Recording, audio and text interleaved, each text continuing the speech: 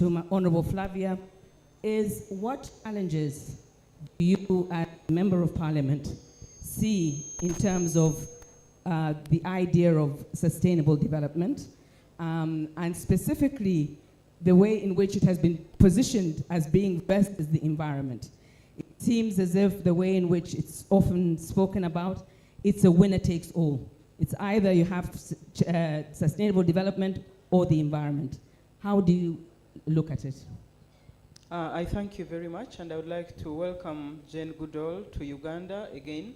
And I would like to congratulate Ngamba Islands upon their 25th year when they are conserving the chimpanzees. Of course, almost as a sanctuary. And as a member of parliament and a passionate conservationist by nurturing, I see a lot of challenges as a member of parliament and as a decision maker and as a person who is concerned with the appropriation of budgets.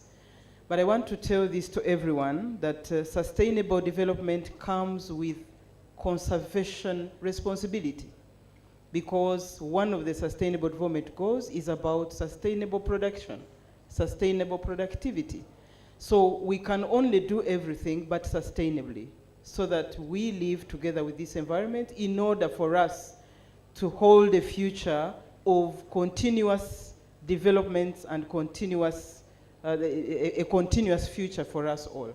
And as a member of parliament, I see 1, 2, or 3 things. One, the number of chimpanzees we are talking about may not necessarily be the one. So we want an authentic census of the chimpanzees, because there are chimpanzees in protected areas, there are chimpanzees outside the protected areas, and those are never counted.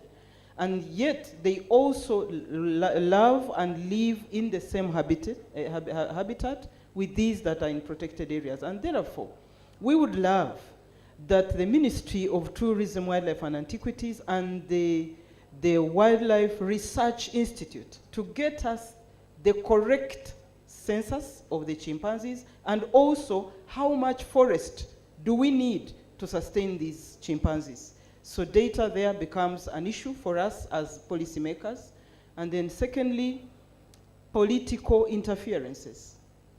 Because if our communities want to do agriculture and to increase production and go commercial and do all this infrastructure, we need to guide them. We have the influence to sensitize, to do mindset change, to ensure that the people are not doing their production just for the sake of doing production. And so, as members of parliament, we get a lot of pressure from fellow MPs asking for degazettement after degazettement, telling you, but the trees were already cut, so we can as well degazette.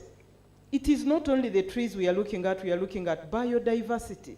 Not only the trees, there is a lot that lives in the forest, that you cannot look at trees and think that the government is only protecting trees. So we get a lot of pressure, and of course, financing. Forest recovery financing has become a critical problem that the government of Uganda needs to up the game on this forest recovery financing.